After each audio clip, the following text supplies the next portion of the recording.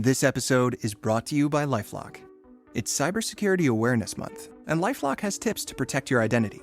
Use strong passwords, set up multi-factor authentication, report phishing, and update the software on your devices.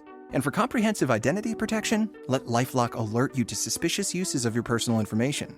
LifeLock also fixes identity theft, guaranteed or your money back. Stay smart, safe, and protected with a 30-day free trial at LifeLock.com/podcast. Terms apply.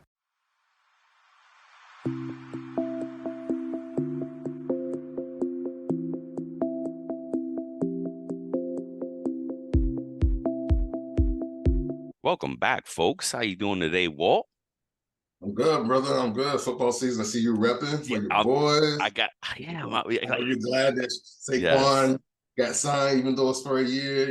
I'll take it, man. I was like, wait a minute. We just about at preseason. Yeah. I could start repping the football. You know what I mean? I have to get one, man. You gotta get you a Dolphin jersey, bro. Come on. I like the T-shirt though. I like your T-shirt. There it is. There, Christmas is coming, bro. I like how you have brought it back. When we first started the show, we were just doing this, our moment where we just chopped it up, whatever's resonating with us, or whatever. And then we lost it for a while. I don't even know why. It just went away. We just forgot about it. And then so I appreciate you bringing that back, man. Yeah. Today. What do you want to share, man? Mine today. I've been thinking about. And I just dropped it on TikTok this morning when I was walking Charlie. I'm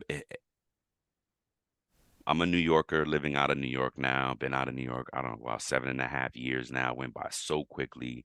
And I still feel like it was just yesterday and whatnot. And I went through a love-hate with New York. And now the days I miss it, and there's something that I really miss about it. And I'm just like, what is that, right? What is that I'm missing? Because it's not just the people. I get to see some of my people here and there. So it's not just the people, and it's not the place, so to speak. It's not, because yes, of course, it's a big city. It has a lot of culture. It has a lot of food. Like I'm a foodie. It has all of that. The food, the culture, the arts, beautiful. Cities have that. But what is it about? And I think I nailed it. It's the energy, right? Because it has this energy. You could say that because everybody says, "Oh, it's the energy." But what about it? The energy is such that you can walk out of your building, most likely New York City. I'm talking about. You walk out of your home and into the New York City, you can get swept into anything. Yeah. You meet someone that is part of this and sweeps you in. So good or bad, though, be careful because I've chilled with actors. I'm in a random cigar bar in Queens, up the block from my crib, and I'm chilling with an actor. Like, just chill. I'm like, what in the hell? You know what I mean? I'm on the train and actors, and I went to high school with a shorty that dated Derek Jeter. Like, what? What? You know what I mean? But that's what it is in New York, and it doesn't matter where you are in those 5 boroughs. You can get swept into something bigger than yourself. All right. Bad, but good or bad. It can be bad so let me ask you on that. So the energy, that vibe that New York gives, it's just like one of a kind. And I finally watched the new Transformers, the Beast Wars one. Yeah, I didn't give it a chance, but then watching it, it's good. It's pretty great. I think it might be my favorite Transformer movie. There you go. I got to see it again. I was seeing it casually because of that, because these are all the same, and then something kept pulling me back. Damn, this is all right. But there was a part in there because the brothers were from New York. Mm-hmm. And there was a part in there where they were saying like, hey, you're this or that, you're from Queens, this is your name. And it's that vibe that New Yorkers have. And it's always the saying, if you can make it in New York, you can make it anywhere. And that's the vibe. New York prepares you for life. Because like your point, it gives you all those different experiences, good, bad, like indifferent. Ugly, It's a whole world of things that you can experience. So, man, thank you for sharing that. Yeah, no doubt, man. What about you? So for me, something I was really thinking about while also watching Transformers is just like, no doubt. And looking at TikTok is our data. And I don't think people realize the cusp or the brink that we're on when it comes to our data being Word. out there. Word. I was watching this thing, I think I shared it with you on TikTok, about how our data is going to potentially become so exposed because they're building Wi-Fi router hackers, little things that can hack your machine in less than 10 seconds. They can get all your data like that.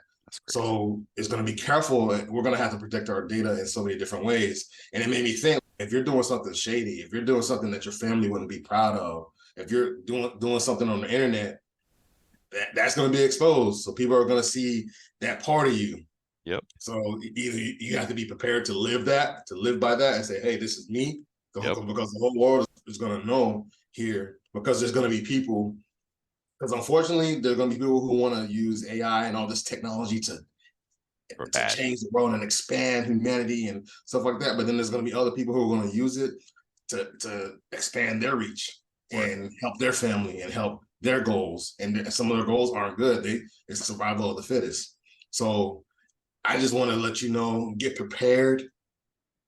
And I'm sure people are going to come with ways to protect your data, but be prepared and prepare yourself when it comes to your data and AI and the exposure that may potentially come with that. So yes, that's it for me. Yeah, that's a good one. You're right, because it's out there, good or bad, forever.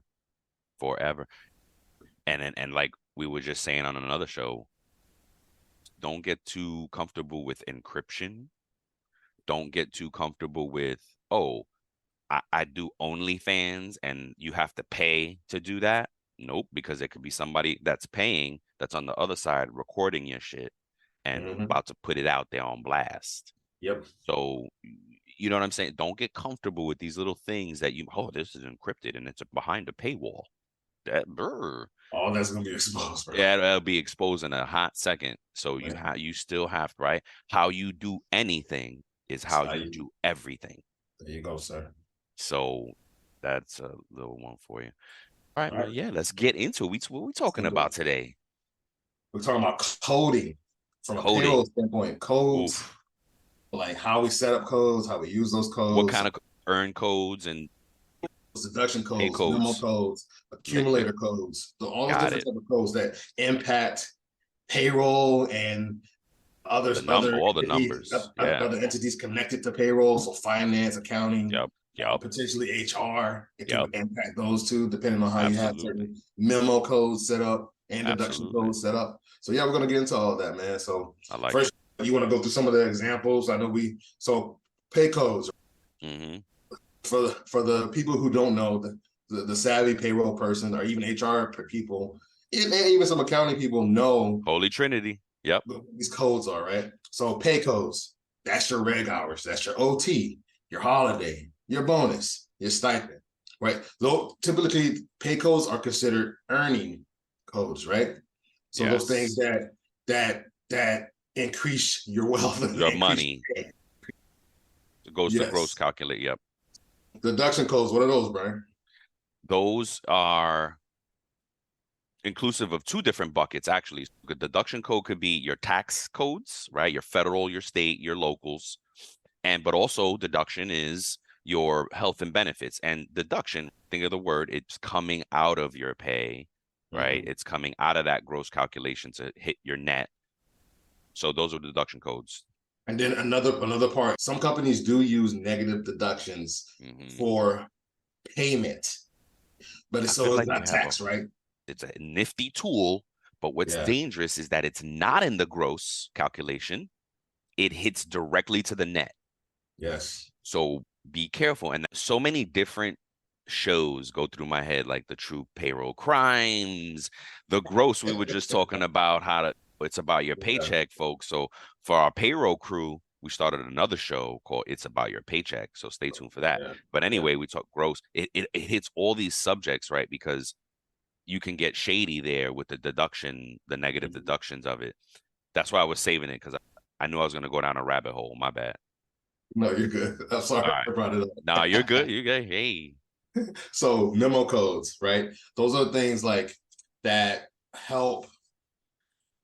I want to make sure I say this right, and you may say it better. But So when you think about the W-2, right, the memo codes, there's some memo codes that need to be set up. The certain boxes, if it's not set up properly, it could mess up reporting for the W-2, right? How Yeah. those codes are spit out. It could mess up how your total wages are by the end of the year if you don't set up that certain memo code correct, right? Well, Because no. So what do you mean by total wages though? Because that should be mapped already depending on the system you're using. depending on the system, because like I know that there's codes that, and this goes into the accumulator codes, I think. Yeah, So yeah, I think yeah. I'm crossing a little bit Hmm. of those when it comes to Hmm. that. So maybe the accumulator codes are that to that point. If they're not set up correctly, the Correct. memo codes are more so the W-2 end of year stuff, but then accumulator codes are like the things that add up Yes. each individual box. Like, so your earnings will have accumulators, your Yes. deductions will have accumulators, Yes. your taxes will have accumulators. You Yes. know what I'm saying? So those type of things, your earnings, all that stuff. So that is what I was trying to say. I see memo code. No, yeah, and you're right. I see memo codes also as a custom, right? Yeah. Let's say your system is not tracking it. A memo Mhm. code or a customization code, True. something True. like that, is a way to track something that your system may not be tracking, not trapping. Don't trap. That's another piece of good advice. Don't trap. What I love about the Workforce Agility Limited Series by Cornerstone was we talked to executives and customers all about skills, skills, skills, skills, skills, skills. Cornerstone has a wonderful background in learning and development, training, etc.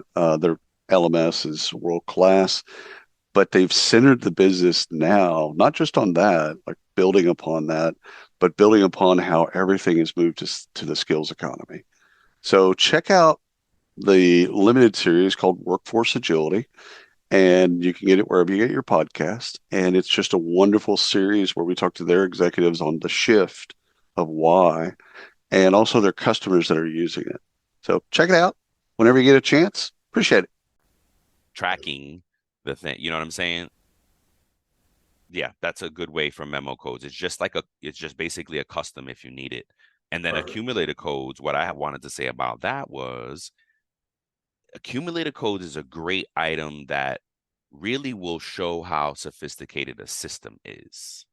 Because if they're built in already, awesome. And most of them should be. Your basic ones should be built in already, Uh, meaning you don't have to code it. You don't have to build it. It's there for all the critical stuff, right?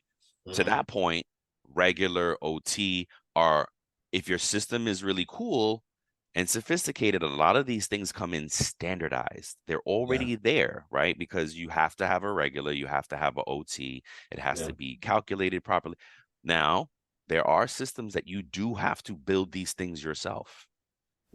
That's why it warrants calling out what these things are, because if you have that system, I really hope you don't anymore. But I've seen them. I've been a part of building these systems where it's, wait, here's regular. Yeah, they give you regular, but you have to build the accumulator code. What do you mean? There's codes in here that, well, you either add it up in a spreadsheet or the system is not going to, you got to build it. And it's what? So, anywho, that's why we intentionally call these things out, because it could be a separate thing. Or it could be that all of this stuff is standardized and it's all beautiful and there for you. But Yeah. that's not always the case, folks. So we're trying to empower you folks to be armed and dangerous to go in and wait, what's this? What's that? Where's these? What's that? So, Yeah. anywho. All right. Great call out, man. So what are some of the common thinking that we had in regards to setting up these codes? The number one thing that we have listed here, and you can rank these differently from your own. Oh, yeah, they're not ranked. You This know, is so just a list. Yeah, they're not ranked. yeah. They're not in order. So Yep. number one, we have accuracy. Yep. Right? Setting up your appropriate codes, ensure that employees are paid properly from the pay code standpoint. Their regular hours OT should be distinguished correctly to make sure that everything is good by the end of the year. So that's every code. So your deduction codes, Yeah. if you have multiple codes in the system for your medical deductions, and there are a bunch, and you select one from another plan, one from this plan, all that those different things, if they aren't set up properly, it can throw off the employee and the company, and your finance team is not going to like you too much when they do their audits and stuff. And the thing with accuracy in these codes overall to keep in mind is you either, and it's a balancing act, right? But you got to make the business decision for yourselves. Code proliferation. Did I say it right? Proliferation. You want to proliferation. Yeah, challenge myself because I know I have trouble saying the word. But anyway, you either have a big code library or a small one. Don't force it either way. If you need a big one, you need a big one. It is what it is. If you're a big organization and you guys make a lot of different payments and you need to track those payments, please code them accordingly. If you're a small organization or a big organization that doesn't have a lot of varied transactions or vice versa, whatever, honestly, the size doesn't matter. It's just transaction types. If you have a lot of them, then you need a lot of them. If you don't have a lot of them, you don't need a lot of them. You know what I'm saying? Like, it just, don't force it either way. That's a great point. That's a great point because you're right. Yeah. Companies and payroll teams or whoever is in charge of setting that up can do too much. So what's the next one? Compliance. And I see you added a subsection to that too. That falls under compliance as well. So compliance. Yeah. So what is your thoughts on that?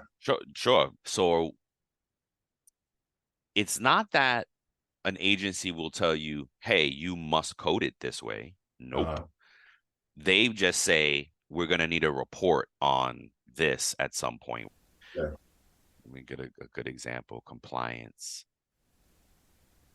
If you get anything from like the federal government, let's say you're part of a grants programs or funding program from the government, non-for-profit.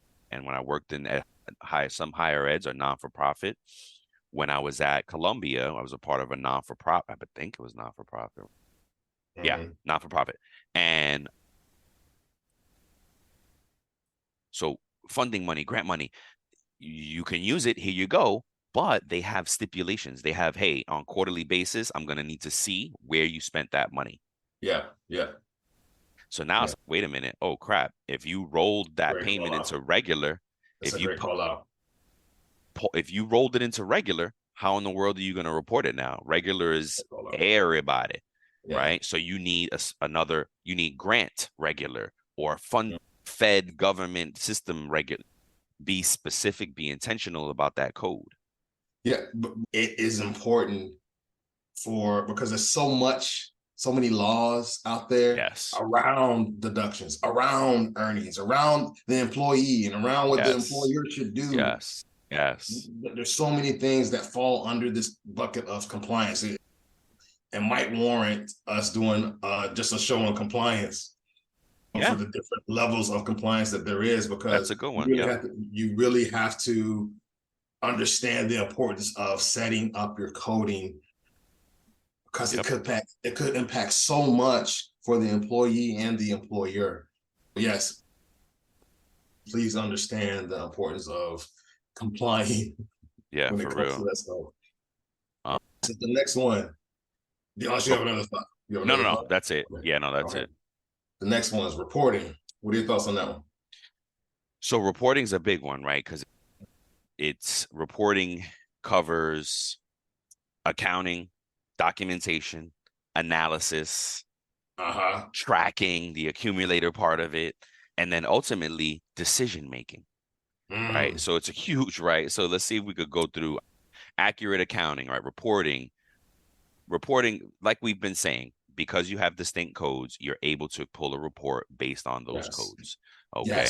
Yes. Boom. So that's the reporting piece of it. The accurate accounting, that comes into how your accounting team now uses those codes to do their work, right? Yes. They may need more, they may need less. Yes. You work with their accounting, right? Holy Trinity of payroll, HR, payroll, accounting. Documentation, one of the 5 pillars of payroll. We know documentation is huge. As a payroll professional, you need your documentation. Same example, government funding comes through. We need a report on what you did with that money. If you coded it, it's an easy report to pull. Okay. Yes. Analysis. These are for your leaders, right? what happens to the reporting you do? You provide it to someone and they do analysis on it, and they ultimately make a business decision based on that, right? Mm-hmm. And then tracking, again, reporting, documentation of things. You want, tracking also is good and leads to employee transparency, which we'll talk about next. Ultimately, just for your leaders to make decisions based on all of this information. Yes. Yeah, bro. Great. I honestly, we could probably do a show just on that. Yep. Just reporting and the different impacts of those things. Like, great points about that stuff. And at the end of the day, your finance team or your accounting team will appreciate things being in order. It makes their lives a lot easier. Yes. All right. So the next thing here is auditing. So this kind of is a perfect segue from the reporting piece, because this is why your finance team, or you as a payroll provider or payroll processor, do your auditing for your processes, right? That's why if you're in benefits, you should do an audit. HR, you should do audit. Like, every aspect of the entity that impacts employee or employer should be auditing something. Yep. To make sure that the data, the coding is set up properly. Go ahead. No, I'm just giving you thumbs up. Perfect. Okay. Yeah. Oh, anything before yes. we? Yeah, absolutely. It almost became a sub item of reporting. Mm-hmm. But I was like, you know what? To your point, it's so important that it needs to be its own bullet. You know what I mean? Mm-hmm. As a payroll professional, auditing is required.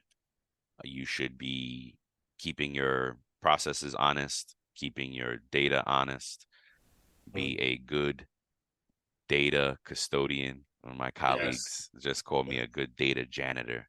I was like, you know what? I will take that. I'll love take that. that, right? Yep, I'll take that. Auditing is super important. It is very closely related to reporting, because clearly you're pulling a ton of reports when you do auditing, but there are other audits as well. That's not just data auditing. All that is important in HR, in the holy trinity of payroll: HR, payroll, finance. All right. So the last topic before we get to these tips that we have down here, transparency. Something that Brian put me on to by Ray Dalio is principles. And Ray talks about radical transparency. To my point about this, is like having accurate setup. So if you think of it from the mind of that book, when you have that radical transparency from a coding standpoint, it allows no wiggle room for doubt. So it will take constant communication between departments to be transparent, and think of it from the code standpoint of, I need to make sure that I set this up properly and have clear, concise descriptions. So what do you have to add to that? We all love a legendary comeback, and Degree Original Cool Rush is back and better than ever.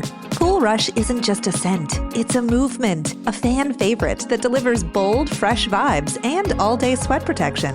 Whether you have a man that spends hours in the gym, heads into the office early, or is just trying to stay fresh on a long day, Cool Rush has their back. Head to your local Walmart or Target and grab Degree Cool Rush, the fan favorite scent from the world's #1 antiperspirant brand. Transparency, yes. It's more of an employee experience. It's more of your customer experience, right? Mm-hmm. Whoever's getting your work, because you may know the code right now on the HR ops side for me, and on your team, we know the company codes in our system by the company code, right? Not by the name of the location. We know the 3-digit codes, and we're like, oh, that's blah, blah, blah, blah, blah. And people are like, what? Wait, I don't know about that. Oh, hold on. See, now transparency for us is communicating the location and description, because now our customer knows what we're talking about. And they're not like, whoa, you're speaking your own vernacular. Mm-hmm. So transparency for me is really for your employee experience, for your customer experience, whether it be in the report or on their pay stub, on their pay slip, right? That's where they need to see it. And that's what made me say descriptions, because it's not the code. It's not the what SG5 code that means something to us. It's what that description says. Hey, this is your uniform expense, your uniform bonus or whatever. You know what I mean? It's not UBS. What's that mean? So the description of it is the transparency that we need to for our employees, and it really is, again, more about the employee experience. The transparency, right? It's like delivering the finished product, because we work behind the scenes in these codes, but now wait, that code needs a description for your customer, and that's where the transparency comes in. It'll help eliminate confusion. Absolutely. Right? Absolutely. There'll be no room for misinterpretation. So MED, if an employee saw that and instead of medical, they think, oh, that's my Medicare. Or vice versa. You know what I'm saying? Yeah, or vice versa. You know what I'm saying? So if you don't have that spelled out with those descriptions, man, it can really throw stuff off. Yes. Yeah. Great point, man. Great point. Yep. All right. So what are some of the tips we have, man? That's it. So some of the tips, the first one I love that you put is you can reclass codes if needed to help ensure accuracy for the company, meaning I might call Walt, oh man, Walt, I did a bonus thing, but that really was supposed to be a stipend. I'm so sorry. Yes. And not a problem, because as long as there's no money impact, it's an easier transaction to make, right? You still should know how to do it. If you've never done it, ask your system support first if you're doing it right. But usually it's a plus and a minus, right? Yes. So if I gave somebody $100 bonus and it was supposed to be $100 stipend, now the fixed transaction is minus 100 bonus plus 100 stipend. You're not just going to go throw in the stipend in there without a minus, because now you're going to pay them another $100. Now they got $200. Now you got two transactions to fix. So and we may have an episode on reclassing. Oh gosh, all of this stuff can be deeper dive. Yeah, for the payroll professional, because if you've never done that, I've come across people who've been in payroll for a minute, but they've never had to do any reclassing. When you think about reclassing, like to what Brian says, it's a part of the job, right? It's a part of the payroll job. But I think there's been people who have been in positions where only leadership did it. They didn't have to do it themselves, that makes sense. Whatever. Like, it's just like, once you have to do this, it's just think about it. You're taking one code and transforming it to the other code that it should be. You're adjusting the record so it shows properly for the employee. If I pay somebody under holiday and it should have been reg, I can do -8 holiday, +8 reg hours. And that should not create any money impact, because those two numbers and rates cancel each other out. Right. Well, if the rate is the same, right? There we go. Yes. Okay. If the rate is the same. If the rate is the same. Yep, that's right. And that's why one of my somewhere in here is make sure the math is right. Because so if we can, let's segue to the next one. The next tip was be careful, right? Using an earning code to refund the deduction code or vice versa could mess things up. And I said how, but Walt just answered the how, right? That's how it would mess things up. If you should have done it with this, but you did it with that, then you got to fix it. Okay. And while I'll be honest, accountants helped me really understand how to fix these things. When I had a great controller one day, once upon a time, and he was like, he taught me, he's really my first payroll job. I'm going to shout out to Andy Stewart. He not only, again, my first payroll job, taught me so much that I know that I took with me for payroll. But anywho, that's how I learned how to lay these things out, because how you put it in, you have to capture how you put it in and then turning it around, whether it be negative or positive. You got to do the opposite of what you did to put it in to get it out. Code, math, saying all of that. You're right. You're like you have to be careful. To your point, for the call out you gave me earlier. So if I'm going to do an adjustment, it's important that I investigate the employee's record. That I actually go look at it and say, because maybe there was a rate increase that just happened, right? That just happened to pay after the last payroll was processed. There was a rate increase that was done, and I go to make this adjustment, and I'm trying to correct something, but their rate on the last payroll was $1 less per hour, and I'm trying to adjust it. Ooh, So good one because this of is timing. yeah. Ooh, that's So a good one. it's important to look at the initial transaction before you reverse it. That's why I feel like this reclass stuff, man, like we could have a show just best practice for reclassing. Yeah, Yeah. and I think yes, we'll when we debrief about this show, we can definitely think about what that maybe it's just a part 2 and we dive deeper, or additional parts to this and we can dive deeper, because some of these subjects need a deeper dive. Oh, you absolutely. know what I mean?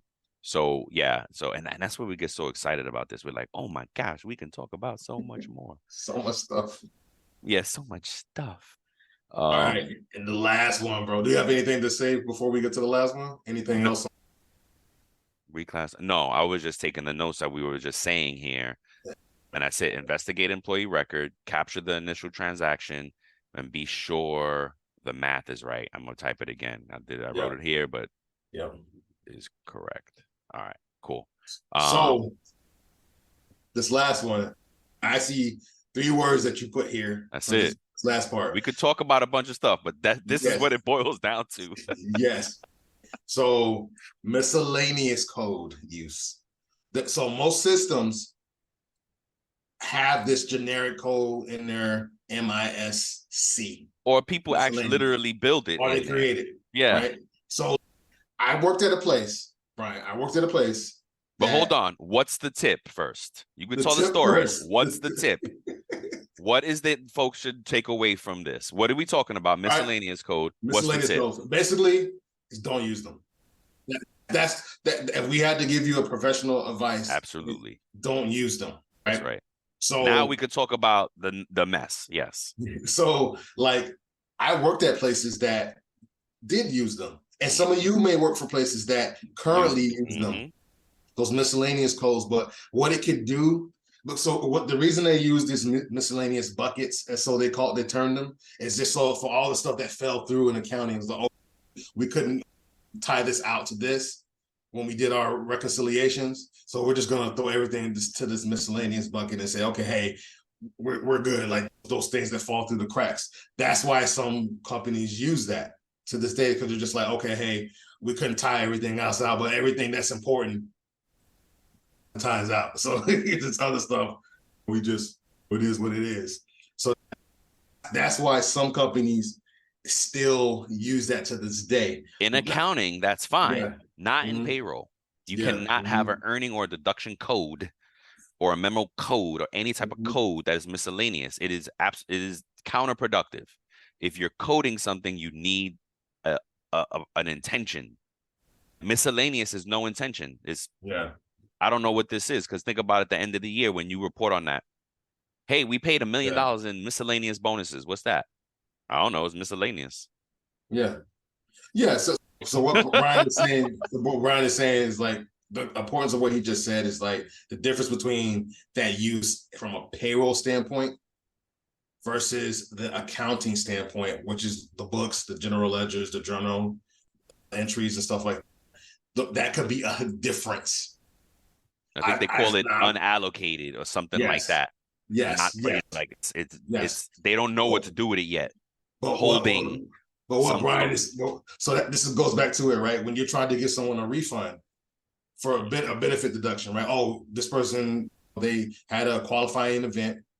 So they were able to change the deductions and update it, and now there's less, but we were withholding it at the larger rate. So we have to adjust that. We don't want to use a miscellaneous code to give those wages back and be like, okay, what's that for? What's that for? That's to Brian's point, like making sure that goes back to making sure that we have accuracy and we're in compliance and all this other stuff, and that the employee experience at the end of the day is good to go. What do you want to add to that, Brian? Yes, a bunch of things. Because now Open up a can of worms. Open up a can of worms. So Are you tired of talent and HR podcasts that sound like corporate training videos? Same. Talentless is the no-fluff show about hiring, leadership, culture, and what's actually going on in the world of work. Talentless is a podcast for recruiters by recruiters. Hosted by Desiree Goldie and Ashley King, they're smart, occasionally salty, and never afraid to say what everyone else is thinking. Listen wherever you get your podcasts and subscribe at talentlesspodcast.com.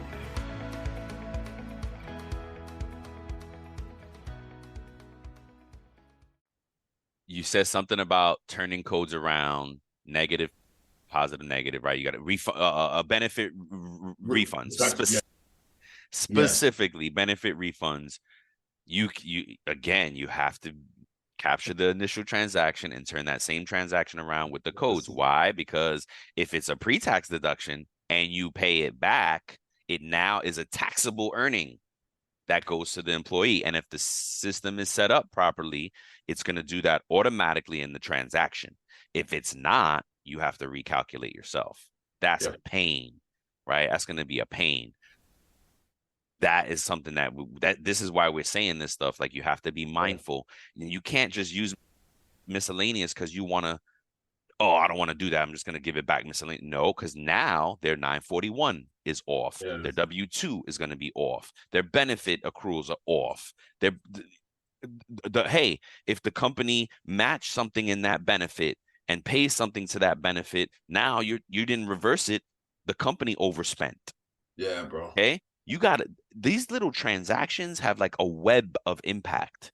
Exactly. And that's where payroll, that's where we come in, right? This is where we earn our weight in gold. Yes. Because we're the ones that have to understand how these little ripple effects will happen, how these web and in all different ways that you have to capture. Yes. That's why it's important to do this auditing. Right? Yes. That's why it's so important to do auditing, because if you leave everything to chance, say you use a payroll provider that copies takes a snapshot of an original company that you have set up and copy and paste those deductions over to a new company, but it messes something in the code, is messed up, and it changes the description, or there's no descriptions that are taken over, this could throw everything off. That's why anything that happens that may impact the employee, the company, that you and payroll have control over, you want to audit all of those things to make sure that things are producing proper records. Because as we know, one of the famous things that we learned is garbage in, garbage out. If you get garbage data in and you let that garbage data stay in the system, you're going to produce garbage reports. And then you'll have to find yourself scrambling to clean it up, format, and you're just gonna be adding work to yourself. So do the work now, audit, validate your tables, validate your codes right now. Yes, absolutely. Oh yes. Yep. And it could be penalties involved when we're talking taxes stuff, W-2s and benefits. There's penalties involved with this stuff if we don't do it the right way. So keep that in mind. It's going to cost your company money. What's up? Something we didn't even talk about from a coding standpoint is garnishments, and the importance of garnishments. Because if you have a different code for a tax lien, and you have a different code for child support, and you have a different code for a general garnishment, but you're using all different type of codes. Oh, I'm just going to use this code, whatever. Nope. I'm just going to. It can't be a general garnishment code. No. You get what I'm saying? So like you want to make sure that you're using the proper code for the proper stuff, because it could throw stuff off for real, man. Absolutely. Speaking of that, there can be coding within the earn code, meaning when some systems, sometimes when you set up bonus, you can hard code the, what is it called? Supplemental wage tax into that. So meaning every time I use this code, it's going to tax at the supplemental wage tax rate and ignore their personal tax table. You can build that in some systems right into the code. So this is where the accuracy, the setup, the intention comes in, and the understanding of all your codes and what they're doing is important. To your point, well, a garnishment, you can't, there's no one-stop shop for garnishment, because you have a tax levy garnishment, there's child support garnishment, there's what is the other, creditor, student loan. There's some of them impose it on themselves and the companies allow it. Nonsense. So that's a whole nother thing. So there's a few different types of garnishments, and those need to be tracked properly, because I think we have a show on it too. So go we check it do out. have a show on garnish. That's correct, but it's worth talking about, because there's also the reason why you need the special coding with garnishment, and great catch, thank you for bringing this up, is if you get a second garnishment for someone, they often ask, hey, if there's another one in play already, then we will be mindful of that. We will give grace to that and wait until that's done, right? Yes. But some of them I've also read is, we're only going to give grace to XYZ garnishment in front of us. If it's not this, then you need to add this to it. Yes. Some of them now they got two garnishments, right? Yes, to your point, some of them may say, okay, hey, how much disposable earnings do they have left remaining? Do they have anything else we can tap into? Okay, so set us up. We're going to take this much of what they have remaining. Right? That's right. So this is where, again, being mindful of the intention of these codes. If you need a lot, you create a lot. If you don't need a lot, don't do a lot, right? You build them according to your company's needs, and reporting. You have to think with the end in mind with coding, right? What am I going to, what is my end user going to need this for? What are my customers going to need this for? Then I can, right? Something I wanted to add to it about this stuff too is some good systems will alert you when you're trying to do a transaction that is off. Meaning, let's say you're trying to turn something around, but you haven't paid into it all year long or all quarter. As a good one is going to tell you, because it's 941s, it's going to say, hey, you didn't pay anything to this earn code this quarter. Why are you trying to make a negative balance on it? And it's going to say, this is wrong. And that's correct.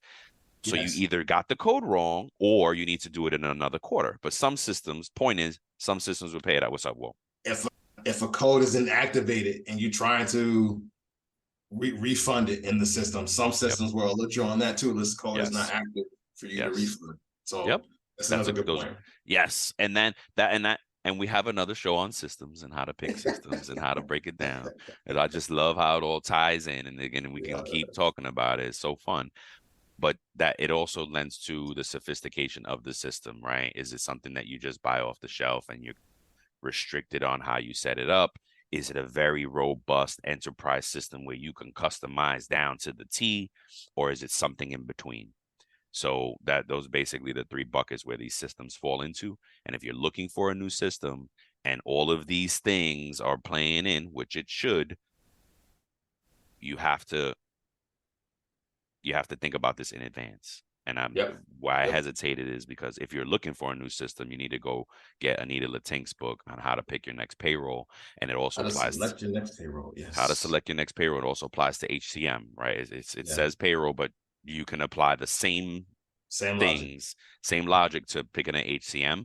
And not only that, if you really want to learn how to do payroll well and you're a little off and maybe you're new, or you want to refocus yourself and say, am I doing this right? You can one, check out the news pod, because we just dropped some advice on how to make your payroll more efficient. But also two, read Anita Latink's book about how to select your next payroll, because it's also, and I told her this, we were lucky enough to have her on the show. Check that episode out. And I told her, I was like, I told her, hey, it's also how to learn how to do payroll. And she's like, oh, I should change the title. And I was like, you really should. She should add it to under the title somewhere, and also how to do it right. But until she does, I'm glad to advocate for it and tell you that, because it helped me. It helped me refocus. Yeah. Wow. This is how you do payroll. So, yeah, folks. I'm good, man. Do you have anything else? No, man. In conclusion, Setting up and using these correct paid, deduction, and memo and accumulated codes contributes to overall efficiency and effectiveness at your organization. That was the whole point of this, right? You want to do it right, be intentional, transparent, deliver a good product. Yep, absolutely. All right. Good stuff, bro. Good stuff, Yeah, man. Really good All right, stuff. everybody. Check in. Exciting things are coming. Yes. Stay tuned. We're excited. We're your hosts, Brian with the most and Walter Duncan. Thank you, sir. Have a Hit good us one. up. Appreciate you. Oh, so glad we're recording, because if not, that would have been a doozy. Yes. We forgot recording the other day. Yes. Bro, thank God it was like a little quick show. It was our new news pod, so go check that out. Yeah. Oh, but yeah, man, oh my goodness. All right. Bye, folks. Later, folks. Thank you for tuning in to It's About Payroll. Until next time, keep learning, keep growing, and most importantly, keep going.